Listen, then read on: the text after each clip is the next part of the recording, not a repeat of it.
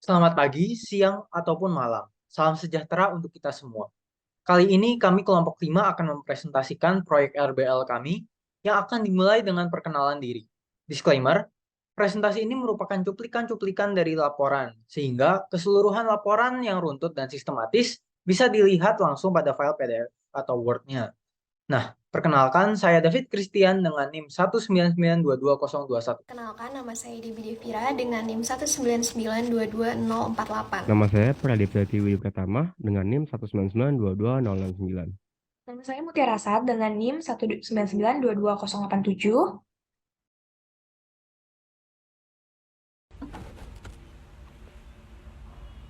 Perkenalkan, nama saya Salsabila Mahatri dengan NIM 199222102.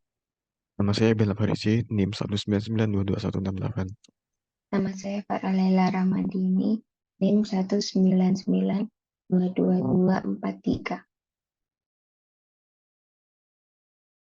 Nah, pada bab pertama ini akan dibahas 2 poin, yaitu abstrak dan tujuan. Nah, abstrak pada percobaan ini berjenis kuantitatif eksperimen. Nah, ada banyak sekali fenomena gerak osilasi dalam bidang fisika. Salah satunya ialah gerak osilasi pada pendulum. Nah, pendulum merupakan sistem mekanik yang punya massa terikat oleh tali dengan sudut tertentu. Gerak pada pendulum semacam ini biasa juga disebut GHS atau gerak harmonik sederhana. Nah, pengukuran osilasi ini dilakukan dengan memvariasikan massa, panjang lengan, dan simpangan pendulum. Hasil percobaannya menunjukkan terdapat beberapa faktor yang mempengaruhi seberapa jauh jarak pada percobaan bergerak yang akan dibahas pada bab-bab selanjutnya. Nah, kata kunci pada percobaan ini ada pendulum, osilasi, dan juga simpangan, serta juga tentunya GHS atau gerak harmonik sederhana. Nah, poin kedua itu ada tujuan. Tujuan itu ada 4. Pertama itu ada membuat mobil bertenaga pendulum dengan jarak tempuh terjauh. Terus yang kedua, ketiga, keempat itu adalah menganalisa perubahan gerak, yaitu jarak mobil dengan parameter massa beban, panjang lengan, sudut simpangan pada bandul. Selanjutnya ada teori dasar, dan teori dasar yang kita bahas pada percobaan kali ini itu adalah osilasi. Yang pertama, gerak osilasi yang akan dianalisis ini adalah gerak osilasi pada pendulum atau bandul. Gerak osilasi pendulum pada bandul ini adalah gerak bolak-balik pendulum terhadap titik setimbangnya. Jika waktu selama bolak-balik itu bernilai konstan, maka osilasi ini termasuk gerak harmonis. Dan gerak pada pendulum sederhana ini dapat dikatakan bergerak secara harmonis jika simpangan bandul terhadap sumbu Y itu kurang dari 10 derajat. Jika lebih dari itu, tidak dapat disebut dengan bergerak secara harmonis karena sudut simpangan yang terlalu besar akan menyebabkan simpangan tersebut tidak konstan atau teredam. Yang kedua ada periode. Periode itu adalah waktu bandul dalam bergerak dari posisi kita menaruh simpangan pada bandul, lalu bergerak dalam satu gataran ke posisi itu lagi. Dan secara skala satuan internasional, periode ini dinyatakan dalam sekon. Dan periode pada bandul ini dapat ditentukan dengan rumus T sama dengan 2pi akar L per G. Lalu yang ketiga ini ada panjang lengan pendulum. Semakin panjang lengan pendulum, semakin jauh pendulum jatuh. Oleh karena itu, periode atau bolak-balik ayunan bandul akan semakin lama. Hal ini sesuai dengan rumus periode pada bandul, yaitu T sama dengan 2pi akar L per G, yang mana T itu berbanding lurus dengan panjang lengan. Lalu yang keempat ada pusat massa. Lengan pendulum yang kontinu dan perbedaan massa pada beban di suatu titik menyebabkan pusat massa juga berbeda-beda. Misal, L adalah lengan pendulum dan H adalah jarak dari pusat rotasi dengan pusat objek atau beban. Dan rumus dari pusat massa ini dapat disimpulkan dengan XPM sama dengan M1 dalam kurung X0 plus L sin theta sin omega T plus M2 dikali X0 per M1 plus M2. Lalu yang kelima ada gerak osilasi teredam, yang mana gerak ini gerak di mana amplitudo dari osilasi yang berkurang selama waktu berjalan. Critical damping gerak osilasi teredam ini merupakan sudut minimum untuk meredam osilasi dari suatu objek, lalu kembali ke posisi setimbang. Pada kenyataannya, gerak osilasi ini selalu dipengaruhi oleh gaya gesek. Gaya gesek yang uh, dalam gerak osilasi, gaya geseknya itu sebanding dengan kecepatan. Semakin cepat gerak benda, maka akan semakin besar juga gesekannya. Dengan rumus F sama dengan min B kali V. Yang keenam ada konservasi energi dan momentum dalam suatu pendulum. Ayunan dari suatu pendulum tidak lepas dari proses penyimpangan atau konservasi dan transformasi energi yang ada di dalam. Ketika ujung pendulum yang diberi beban dinaikkan ke suatu sisi oleh gaya dari luar, sistem diberi energi. Pada titik ini, energi disimpan dalam bentuk energi potensial. Ini berarti bahwa sistem memiliki potensi untuk melakukan kerja atau menjadi aktif berkat posisi bobot yang tinggi di atas titik terendah ayunannya. Setelah ujung pendulum yang diberi beban dilepaskan, pendulum akan menjadi aktif karena gravitasi menariknya ke bawah. Energi potensial diubah menjadi energi kinetik yang merupakan energi yang diberikan oleh benda bergerak. Pendulum aktif memiliki energi kinetik paling besar pada titik terendah ayunannya saat beban bergerak paling cepat. Sistem pendulum yang ideal selalu mengandung jumlah energi mekanik yang stabil, yaitu total energi kinetik ditambah energi potensial. Saat pendulum berayun bolak-balik, keseimbangan antara dua jenis energi berubah secara konstan. Di beberapa titik ayunannya, pendulum memiliki lebih banyak energi kinetik. Di titik lain, pendulum lebih banyak memiliki energi potensial. Tentu saja tidak ada sistem kerja yang ideal. Tapi tidak ada pendulum yang dapat berayun selamanya karena sistem kehilangan energi akibat gesekan dari udara atau gaya-gaya eksternal lainnya. Energi potensial pada gerak harmonik dirumuskan sebagai EP sama dengan setengah KY kuadrat. Apabila diuraikan, rumus yang menjadi EP sama dengan setengah KA kuadrat atau setengah M omega kuadrat A kuadrat. Energi kinetik pada pendulum dalam gerak harmonis sederhana dapat dirumuskan sebagai setengah K dalam kurung A kuadrat min Y kuadrat. Energi mekanik yang terjadi pada benda yang bergetar harmonik tidak bergantung pada waktu dan tempat sehingga energi mekanik yang terjadi pada benda di mana posisi bandul adalah sama. Energi mekanik dalam gerak harmonik sederhana dapat dirumuskan sebagai EM. Energi mekanik sama dengan energi potensial maksimum sama dengan energi kinetik maksimum.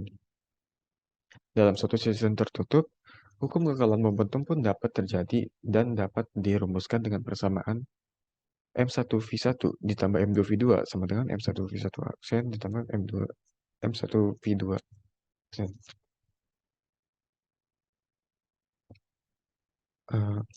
Maaf. M1 kali U1 ditambah M2 kali U2 sama dengan M1V1 ditambah M1V2. Pada persamaan tersebut, U1 dan U2 itu kecepatan partikel sebelumnya pada interaksi, serta V1V2 itu kecepatan partikel setelah ada interaksi. Hukum ini selalu berlaku, tidak peduli seberapa rumit gaya antar partikel itu terjadi. Yang terakhir ini ada mekanika Lagrangian. Mekanika Lagrangian ini adalah metode analisis di dalam mekanika yang tidak mempertimbangkan keberadaan gaya dalam pergerakan yang timbul. Pertimbangan utama dalam analisis mekanika Lagrangian adalah energi kinetik dan energi potensial. Dan persamaan energi Lagrangian ini dapat dirumuskan sebagai L sama dengan T min V. Dan itu saja pembahasan teori dasar. Kali ini selanjutnya akan dilanjutkan oleh rekan saya. Terima kasih. Di sini, saya akan menjelaskan mengenai metode percobaan yang kami gunakan dalam laporan pembuatan mobil bertenaga pendulum. Seperti yang sudah ditulis pada laporan, kelompok kami menggunakan alat dan bahan yang mudah untuk dijangkau. Dan pada bagian badan mobil, kami menggunakan infraboard. Penggunaan infraboard sendiri kami pilih karena infraboard memiliki massa dengan rongga yang ringan, tetapi memiliki bahan dasar yang kokoh dibandingkan dengan plastik yang lainnya. Jadi, penggunaan infraboard ini kami anggap efektif untuk pembuatan mobil bertenaga pendulum yang akan kami lakukan pada percobaan kami.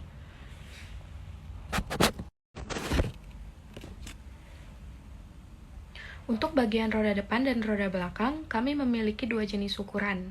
Yang kami gunakan adalah tutup botol bekas. Untuk bagian roda depan, kami menggunakan tutup botol yang berdiameter 4 cm, dan untuk rongga belakang, kami menggunakan infraboard yang memiliki diameter 6 cm. Lalu kami, pada sisi infraboard tersebut, kami tambah dengan tutup botol bekas lagi yang berukuran 4 cm. Tujuannya agar infraboard tersebut tidak bergeser ke kanan atau ke kiri, jadi hanya berputar pada porosnya saja infraboard tersebut. Dan untuk roda depan, kami hanya menggunakan dua tutup botol bekas yang berukuran 4 cm. Pemilihan roda depan dan roda belakang dengan ukuran yang berbeda ini karena agar roda depan akan menanggung beban yang lebih berat dibandingkan dengan roda belakang, sehingga semakin menarik mobil untuk maju ke depan. Begitupun dengan roda belakang, dibuat lebih besar maka akan mendorong mobil untuk terus maju ke depan.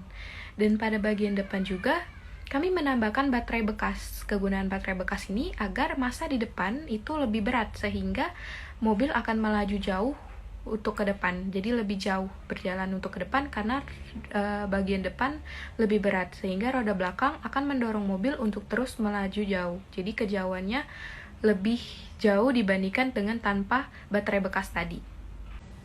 Pengaplikasian pada roda ini sama halnya seperti pengaplikasian pada roda motor.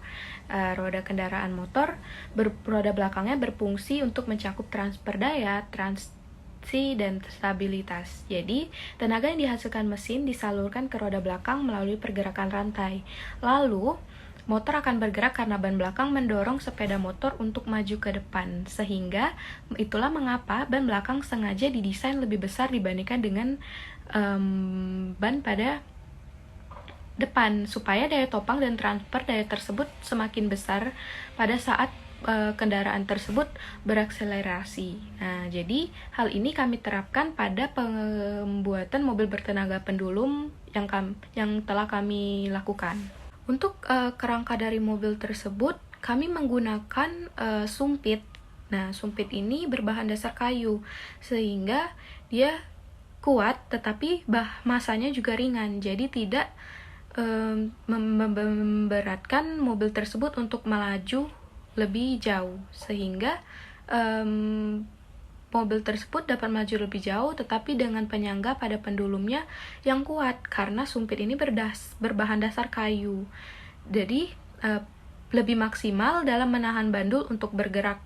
Nah, dalam proses perpindahan tenaga, poros dan roda menerima gaya tertentu.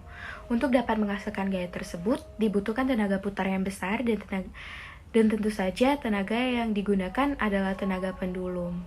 Nah, pada bagian belakang mobil, kami menambahkan gear yang kami dapatkan pada correction tab bekas.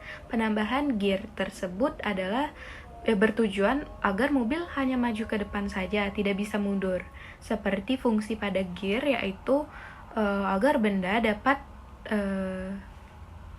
melaju ke satu arah, jadi benda tidak bakal bisa kedua arah. Hal ini kami gunakan dalam mobil tersebut agar mobil yang kami buat tersebut hanya dapat maju ke depan, jadi dia tidak bisa mundur. Jadi saat pendulum dimainkan, mobil hanya bisa maju. Pada bagian depan mobil, kami menambahkan baterai bekas. Tujuan dari penambahan baterai bekas sendiri adalah agar mobil tersebut seperti yang telah dijelaskan pada penerapan roda tadi, karena ban depan lebih kecil, maka dapat menanggung beban yang lebih besar sehingga roda belakang dapat mendorong mobil untuk maju. Nah, penambahan baterai ini juga bertujuan agar pada bagian depan tersebut memiliki massa yang lebih berat. Jadi, roda belakang dapat mendorong mobil untuk maju lebih jauh. Nah, penerapan ini kami gunakan pada mobil tersebut. Nah, roda baterai bekas yang kami gunakan tersebut kami tempelkan pada badan mobil, yaitu pada infraboard dari mobil tersebut. Selanjutnya adalah alat dan bahan yang kami gunakan pada pembuatan mobil ini. Dan Seperti sudah terlampirkan pada laporan, yang pertama kami menggunakan infraboard. Infraboard yang kami gunakan adalah senilai Rp5.000. Yang kedua, kami menggunakan sumpit, di mana satu buah sumpit seharga 500, yang kami gunakan adalah 4 buah sumpit, jadi seharga Rp2.000. Yang ketiga, kami menggunakan tutup botol bekas sebanyak 4 buah, itu adalah milik pribadi, paku milik pribadi, palu juga milik pribadi, correction tape bekas juga milik pribadi, dan lem tembak juga milik pribadi, serta benang itu kami seharga 2.000, dan juga kami menggunakan paku itu milik pribadi. Jadi total harga yang kami keluarkan adalah senilai Rp8.000. Lanjut ke langkah kerja. Yang pertama kita buat badan mobil dengan memotong infraboard berbentuk persegi panjang. Lalu kita bikin kerangka roda. Pertama kami potong 2 sumpit dan sudutan dan menggabungkan sumpit dan sudutan satu persatu tersebut. Untuk yang di depan kami gabungkan salah satu sumpit yang tadi dengan 2 buah tutup botol yang dibolongkan tengahnya. Untuk yang di belakang kami gunakan gerigi dari correction tape dan sedikit infraboard di tengah sumpit. Untuk rodanya kami gunakan infraboard bulat dan tutup botol di ujung sumpit. Kedua rangka tersebut ditempel pada mobil yang dari infraboard tadi yang pertama. Untuk menggantung pendulum, kami memotong sumpit dan tempelkan ke masing-masing sisi badan mobil menjadi bentuk V kebalik dan satu sumpit di tengah sebagai penggantungnya dengan lem tembak. Selanjutnya kami potong selatan dan benang untuk digunakan sebagai pendulum. Masukkan sebagian benang ke selatan lalu ikat ke tengah-tengah rangka gantung pendulum yang tadi. Gantung beban dengan benang. Mobil bertenaga pendulum siap untuk digunakan dengan memvariasikan berat badan dan panjang benang.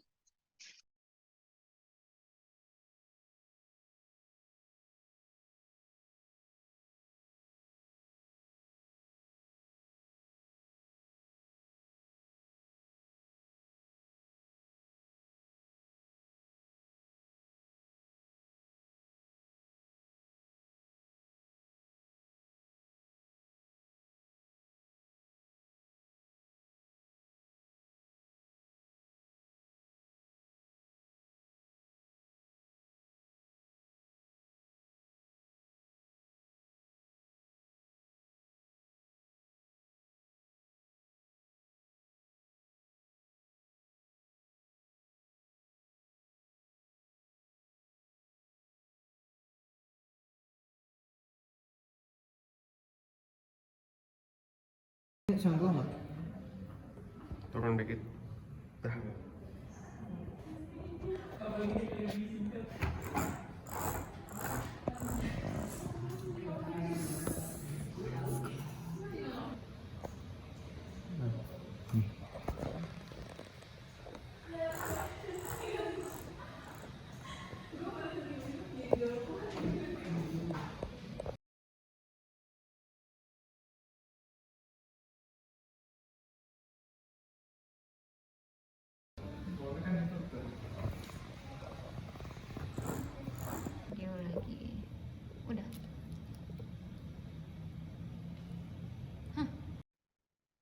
Kali ini saya ingin menjelaskan bagian perhitungan berdasarkan desain dan teori, yaitu menggunakan rumus-rumus. Yang pertama itu ada rumus regresi, yaitu N kali sigma XY minus sigma X kali sigma Y per akar N kali sigma dari X kuadrat minus sigma X kuadrat dikali N kali sigma dari Y kuadrat minus sigma XY kuadrat dengan X sebagai variabel independen dan Y variabel dependen, serta N merupakan banyaknya sampel. Dan rumus regresi ini digunakan untuk melihat kedekatan atau hubungan antar variabel, yaitu variabel independen dan dependen, atau bisa juga kita sebut sebagai variabel bebas dan terikat. Selanjutnya, ada rumus persamaan gelombang berdasarkan tracker data. Jadi, persamaan gelombang ini merupakan model matematisnya dari suatu pergerakan suatu gelombang.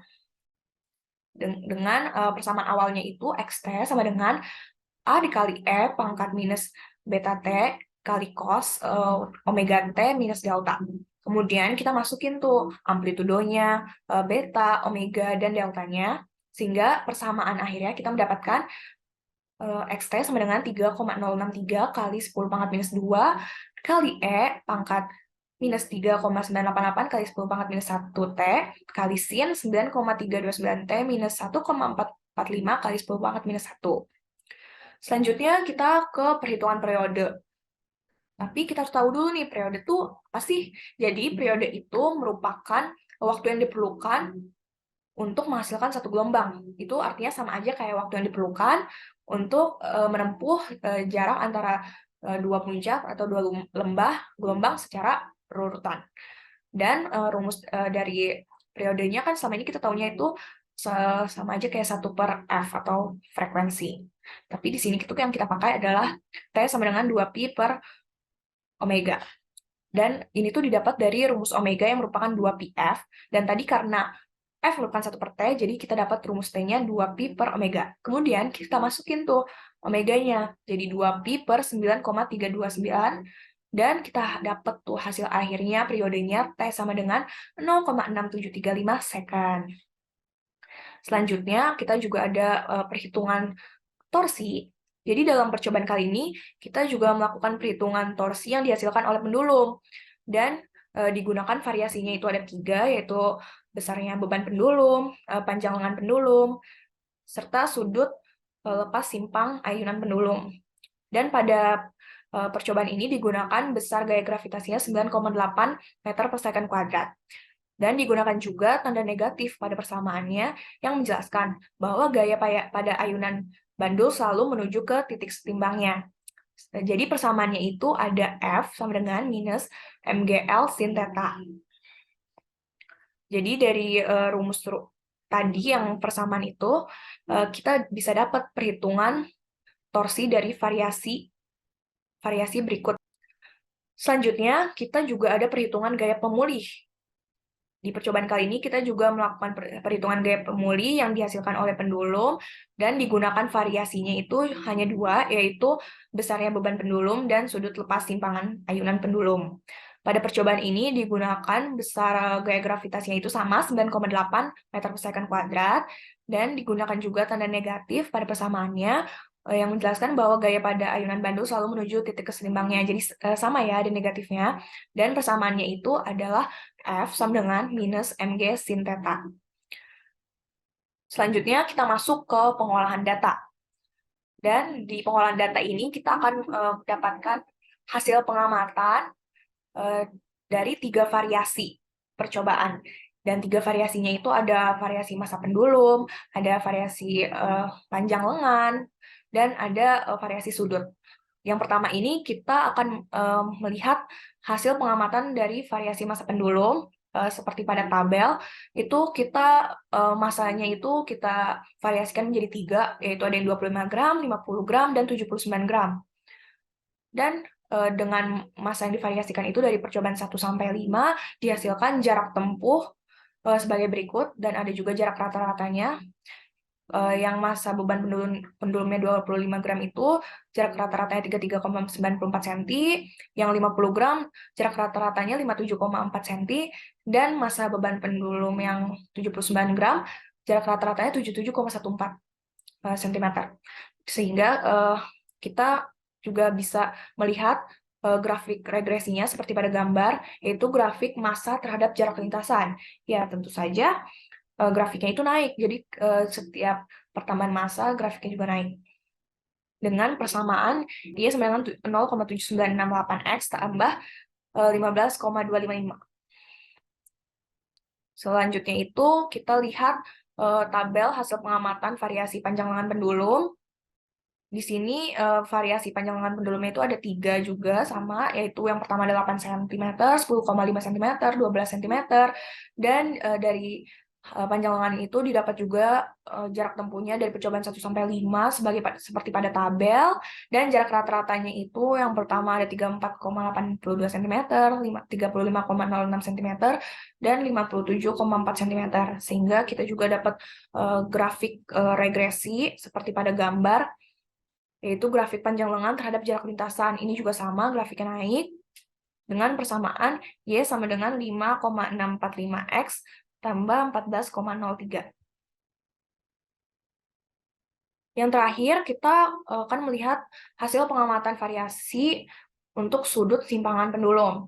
Jadi sudut simpangan pendulumnya ini kita variasikan menjadi 3 sudut, yaitu 60 derajat, 90 derajat, dan 120 derajat. Dengan variasi itu, dari percobaan 1 sampai 5, kita mendapatkan jarak tempuh, yaitu seperti pada tabel, dengan jarak rata-ratanya itu yang pertama 44,14 cm, yang kedua 57,4 cm, dan yang terakhir 44,18 cm. Dan kita juga mendapatkan grafik regresinya seperti pada gambar, yaitu grafik sudut simpangan terhadap jarak lintasan. Dengan persamaannya Y sama dengan 0,02X tambah 48,533. Sekian penjelasan dari saya. Terima kasih. Selanjutnya, dalam percobaan kali ini, terdapat berbagai variasi jarak yang dihasilkan menggunakan 3 variasi, yaitu perubahan massa beban pendulum, perubahan panjang lengan pendulum, dan perubahan sudut simpangan pendulum. Percobaan pertama yang dilakukan adalah mengubah massa dengan sudut simpangan tetap 90 derajat dengan panjang tali 12 cm. Berdasarkan data percobaan yang dihasilkan, kita tahu bahwa semakin berat massa beban, maka jarak tempuh semakin jauh. Percobaan 2 yang dilakukan adalah mengubah panjang lengan pendulum, dan kita dapat mengetahui bahwa semakin panjang lengan pendulum, semakin jauh jarak yang dapat ditempuh. Terakhir, percobaan ketiga yang dilakukan adalah mengubah sudut simpangan pendulum, di mana jarak maksimal didapat ketika sudut berada pada 90 derajat, mengalahkan sudut terbesarnya pada 120 derajat. Perubahan nilai pada masing-masing variasi disebabkan oleh berbagai faktor, yaitu faktor internal dan eksternal. Faktor internal adalah faktor yang terjadi dalam sistem yang dilakukan tanpa pengaruh dari luar, yaitu massa beban, panjang tali, sudut, dan arah simpangan. Sedangkan faktor eksternal adalah faktor yang mempengaruhi sistem, namun terjadi di luar sistem tersebut, yaitu seberapa besar gaya gesek permukaan bidang yang digunakan, kemiringan bidang permukaan, dan bagaimana gerak simpangannya, yaitu apakah lurus sempurna atau sedikit memutar ke kanan dan ke kiri. Lalu terdapat error yang terlihat pada bentuk grafik regresi yang kurang baik, terutama pada bagian variasi sudut simpangan. Hal ini bisa disebabkan oleh berbagai faktor selain faktor eksternal tersebut, yaitu dikarenakan semakin besar sudut simpangan, maka terjadi hentakan ke belakang sebelum maju ke depan semakin besar. Jadi mempengaruhi hasil akhir perhitungan jarak. Lalu berdasarkan data yang dihasilkan pada tracker, didapatkan bahwa grafik osilasi cenderung berkurang karena adanya damping, di mana hal tersebut bisa terjadi karena energi yang hilang oleh gesekan pada titik osilasi dan gaya resistensi udara.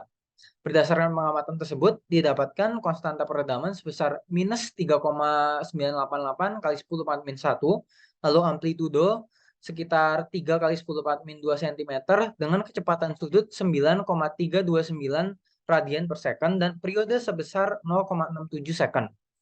Prinsip konservasi energi, konservasi momentum, dan mekanika Lagrange memiliki kontribusi dalam mobil bertenaga pendulum. Energi potensial yang dimiliki pendulum saat pertama kali diayunkan berubah saat pendulum berayun atau berosilasi menjadi energi kinetik dan sebaliknya juga. Osilasi dari pendulum dan berubahnya EP menjadi EK menghasilkan momentum sesuai dengan arah osilasi pendulum. Dengan prinsip kekekalan momentum, mobil memiliki perubahan momentum dengan 2 arah yang berlawanan karena percepatan pendulum berubah arah setiap setengah osilasi. Oleh karena itu, hal ini dicegah dengan mekanisme gear yang terpasang pada roda belakang yang mencegah roda untuk berputar ke arah belakang atau berlawanan. Dengan mekanika Lagrange dapat diidentifikasi persamaan gerak yang berkaitan baik untuk X maupun theta pada mobil bertenaga pendulum setelah kedua rumus Lagrange diturunkan menjadi rumus yang lebih rumit, yaitu sebagai berikut. Terakhir, berdasarkan grafik regresi linear, didapatkan angka R square, yaitu untuk variasi massa 0,99, variasi panjang 0,6, dan variasi sudut yang mendekati 0. Variasi sudut lepas pendulum ini sangat mendekati 0 dibanding variasi lainnya, karena variasi sudut mempunyai sifat periode, sehingga korelasi antara variasi sudut lepas pendulum dengan jaraknya itu nggak membuat garis regresi yang linear, melainkan gelombang sinus. Di mana pada grafik 5.3 pada laporan menunjukkan bahwa jarak yang ditempuh dengan melepaskan bandul di sudut 60 itu sama dengan 120 derajat dan kurang dari 90 derajat, sesuai rumus perhitungan torsi F sama dengan min MGL sin theta, dan sesuai dengan aturan sudut berelasi sin 60 dan sin 120 mempunyai nilai yang sama. Nah, untuk kesimpulan-kesimpulan yang didapat, yaitu pertama adalah tentang osilasi yang terjadi. Osilasi yang terjadi adalah gerak harmonis sederhana, dengan A itu 3,03 kali 10 pangkat minus 2 cm, lalu K-nya adalah minus 3,988 kali 10 pangkat minus 1, dan omeganya itu sebesar 9,329 kali 6 per sekon, serta T atau periodenya itu 0,6735 sekon. Untuk variasi-variasi yang didapat, pertama adalah tentang percobaan variasi panjang lengan. Untuk percobaan variasi panjang lengan, rata-rata jarak terjauh yang dicapai adalah 57,4 cm, dengan panjang lengan terpanjang yaitu 12 cm. Untuk percobaan variasi massa beban, rata-rata jarak terjauh yang dicapai adalah 77,14 cm, dengan massa beban itu sebesar 79 gram, atau setara dengan 3 baterai ukuran AA.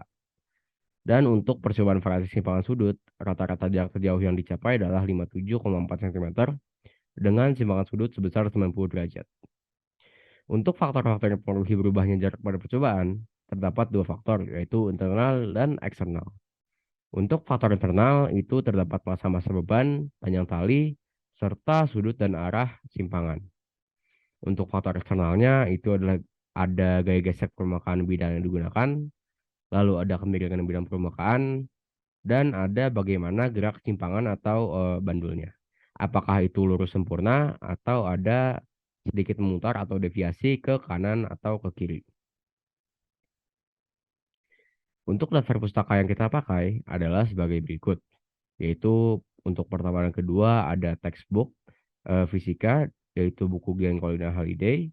Untuk 3 dan 4 kita mengambil dari website, dan untuk sisanya itu dari buku juga.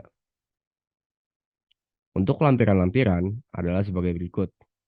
Pertama ada foto kegiatan pengambilan data parameter variasi sudut simpangan, lalu ada foto kegiatan buatan laporan, lalu ada foto kegiatan pembuatan revisi laporan, dan di sini terlampir tabel pembagian tugas oleh anggota-anggota kelompok.